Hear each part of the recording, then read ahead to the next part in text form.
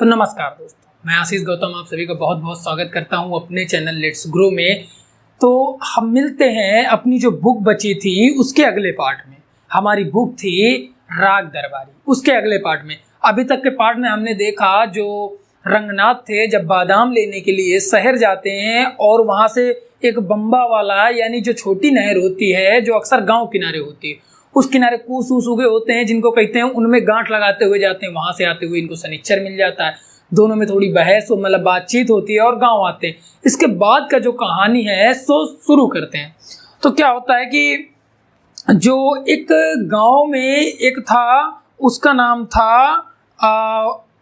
हरीलाल। हरीलाल पर मर्डर यानी केस चल रहा था जिसको जो दूसरे गांव था, लेकिन देखने के लिए वैद्य जी सब सारे गांव के लोग देखने के लिए गए थे उसके मुकदमे को। बल्कि वो खारिज तो हो ही गया था, खारिज हो गया था, लेकिन जो रंगनाथ था ये घर में अकेला था। रंगनाथ जब घर में अकेला था तो ये हवा खाने के लिए, यानी लोग हवा खाते कहाँ है यार, मतलब महसूस करने के लिए, फील करने के लिए घर से बाहर निकलता है और चाय की चुस्की लेने के लिए निकल जाता है। जब चाय की चुस्की लेने के लिए गांव से थोड़ा बाहर जाता है तो इसको प्रिंसिपल साहब रास्ते मिलते हैं, उनके बारे में पूछता है। बोलते हैं, प्रिंसिपल साहब बताते हैं, अरे बताइए सर, हमारी 4 बेटियां हैं, वैद्य जी के भरोसे हम जी रहे हैं। अगर हमारी 4 बेटियां वैद्य जी हमको स्कूल से निकाल देंगे तो क्या होगा, ये वो खन्ना बहुत ऐसा है वैसा है। लेकिन रंगनाथ बातें सुनता रहता है, दोनों बातचीत होती, चाय की चुस्की लेते हैं, गप्पा लड़ाते हैं, मौज करते हैं, बातें चलती रहती। इधर जो शनिचर होता है, एक मुहावरा इस जगह आता है। जब वैद्य जी की जो खुशामद होती है प्रिंसिपल जब ज्यादा करते हैं और चपरासी जो होता है जब ओवर बोल जाता है तो उस पर थोड़ा सा डांट फटकार गाली सुना देते हैं, खन्ना को गाली सुना। तो इस पर एक मुहावरा आता है, उसको कहते हैं हाथी गूं खाए तो हाथी का। यानी गाली वाली कुछ भी सुनना है तो बड़े आदमी से सुन लेंगे, छोटे की औकात नहीं कि हमको गरिया दे। सही भी भाई कहे गरिया दे। और दूसरा मुहावरा है नंगे के पिछवाड़े में बिरवा, यानी है कुछ नहीं लेकिन आंकड़ा बहुत है। ये जो मुहावरा है ये है शनिचर के लिए। शनिचर जब प्रधानी लड़ने के लिए जाता है सारे शहर वहर, अब तो भैया उसका माहौल एकदम बना बनाया था, चारों तरफ घूम रहा था, दौड़ भाग प्रचार में खूब लगा हुआ था। वैद्य जी ने कहा था, इसलिए वो प्रचार में ज्यादा तन मन धन से लगा, धन तो था नहीं लेकिन तन मन से लगा था। वहीं पे कुछ दूर जब जाता है शनिचर तो गांव के किनारे कुछ गरड़िए होते हैं जो अपनी भेड़ों को चराया करते हैं और घास काटने वाले कुछ होते हैं। उनसे कहते हैं, ओट हमको देना, नहीं समझ लेना क्या होगा तुम्हारे साथ। तो वो कहते हैं तमीज से, नहीं देंगे, उठ जाओ। कहता अरे भैया सॉरी गलती हो गई, माफ कर दीजिए, वैद्य जी ने कहा है तो हम वोट मांग रहे हैं, वैद्य जी की तरफ से प्रधानी लड़ रहे हैं, अगर अब हम जीते तो वैद्य जी जीतेंगे, ऐसी बातें बना देता है। तो वो कहते हैं ठीक है, अरे भैया हमको अचार थोड़ी नहीं डालना वोट का, चाहे तुम ले लो चाहे जो ले ले।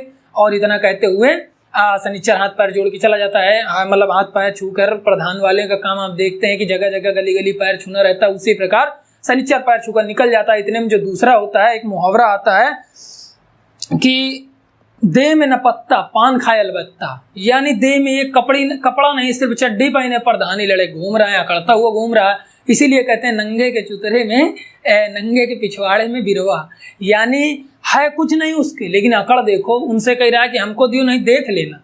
इतना सब होने के बाद धीरे धीरे धीरे बात होती है और जो गांव में होता है एक दूसरा व्यक्ति, रामाधीन के जो भाई होते हैं वो भी प्रधानी लड़ा करते हैं। रामाधीन के भाई प्रधानी लड़ा करते हैं। प्रधानी लड़ने का उनका तरीका क्या होता है कि पहले वो प्रधान रह चुके थे और इस बार ये कर रहे थे कि गांव में जैसे उनके खेत थे खूब सारे चने के, तो चना के खेत से दूसरे के खेत से चना उखाड़ लाएं, अपने खेत से उखाड़ लाएं और चोरों को गाली दें। खुद उखाड़ के ले आते, चोरों को गाली देते, तो बोले थे यहाँ शासन पद्धति नहीं अच्छी है, इस गांव में कोई अनुशासन नहीं है, कोई नियम कायदे कानून नहीं है, उखाड़ के खुद लाते थे। इसलिए ऐसा करते थे ताकि वैद्य जी और जो चुनाव में खड़े हो उनके प्रति विरोध उत्पन्न हो और जनता उनको जिता दे। चुनाव प्रचार करने के कई सारे नियम कायदे कानून लोग अपना रहे थे। रामाधीन ने बहुत सारे नियम अपनाए, रामाधीन के बड़े भाई थे ये, बहुत सारे नियम अपनाए। लेकिन अंत में बताऊंगा, अभी क्यों बताऊं। तो क्या होता है, जो रूपन बाबू होते हैं चुनाव प्रचार के लिए बहुत सारी बातें रूपन बाबू भी बताते हैं कि चुनाव प्रचार ऐसे करो वैसे करो वगैरह वगैरह। धीरे से अब बात आगे आती है जो रूपन बाबू होते हैं और बेला, इन दोनों का जब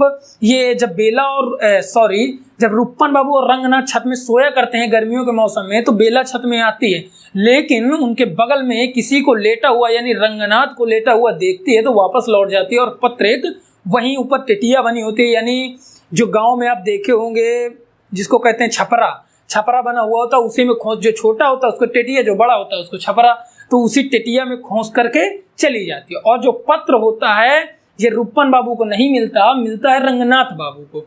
जब रंगनाथ बाबू को मिल जाता है पत्र, तो पत्र का क्या करते हैं, बद्री पहलवान को दे देते हैं, यानी रूपन के बड़े भाई को पत्र दे देते हैं। जब बड़े भाई को पत्र दे देते हैं तो बड़ा भाई देखता है, कहता है यार लड़की तो अच्छी है यार, मैं ही क्यों ना सेट कर लूँ, यानी शादी कर लूँ।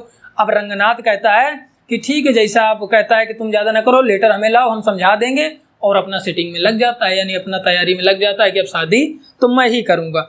और इधर जो रूपन बाबू रहते हैं इनका तो दिमाग खराब होता है। जो इधर जोगनाथ था, जोगनाथ पर क्या मुकदमा चला था, आप लोगों को शायद मैंने शुरू में बताया था कि उसके ऊपर यह आरोप था कि उसने डकैतों को, यानी डाकुओं को, चोरों को अपने घर में पनाह दी है, यानी रहने का स्थान दिया है। वह गांव में चोरी करने का प्लान बना रहा है, जिस पर उसे पुलिस ने घेर करके लॉकअप में, यानी थाने में डाल दिया था। वह उसकी खूब पिटाई हुई थी, पूरा गांव देखने गया। उसका जो मुकदमा था, मुकदमा तो उसका खारिज हो गया था, वह पूरा गांव उसका मुकदमा देखने के लिए गया था, क्योंकि गांव के आदमी का मुकदमा था, इसलिए पूरा गांव मुकदमा देखने गया था। इधर जो जब एक गांव में अक्सर होता है कि कहते हैं कि अब थोड़ी कहानी आगे बढ़ती है, तो गांव में अक्सर ये होता है कि कोई पेड़ होता है, कहते हैं इसके नीचे भूत लगता है। तो वही कहानी होती है जब यहाँ जब शिवपालगंज को एक सड़क जाया करती है, यानी रोड जाती है, तो उसके पास एक पीपल का बड़ा सा पेड़ होता है। वहीं पर क्या होता है कि बोलते हैं कि इस पेड़ के नीचे भूत लगते हैं। रंगनाथ वहां से रात में आया करते हैं, तो देखते हैं उनके घें घें की आवाज़ सुनाई देती है, जैसे कोई किसी का गला दबा रहा हो। रंगनाथ रुकता है, सोचता है मैं इसको बचा लूँ। वहीं से दो आदमी और जाते हैं साइकिल में, लेकिन वो नहीं रुकते हैं, वो सोचते हैं, समझ जाते हैं कोई मैटर। इतने में जो जोगनाथ होता है ये बाहर निकल कर आता है। रमाधीन, सॉरी नहीं, एक मिनट, जोगनाथ बाहर निकल कर आता है और कहता है कि भैया यहाँ से निकल लो, ये आदमी है, इसकी लूट हुई है। अगले साल यहाँ एक आदमी को बकरे की तरह काट दिया गया, तो तुम अच्छे हो, बच गए हो, जाओ घर, सत्यनारायण की कथा सुनो और मौज करो। और इसके बाद वो अपने घर चला जाता है, और आगे की कहानी हम अपने अगले वीडियो में देखते हैं। तब तक के लिए आप सभी को बहुत बहुत धन्यवाद।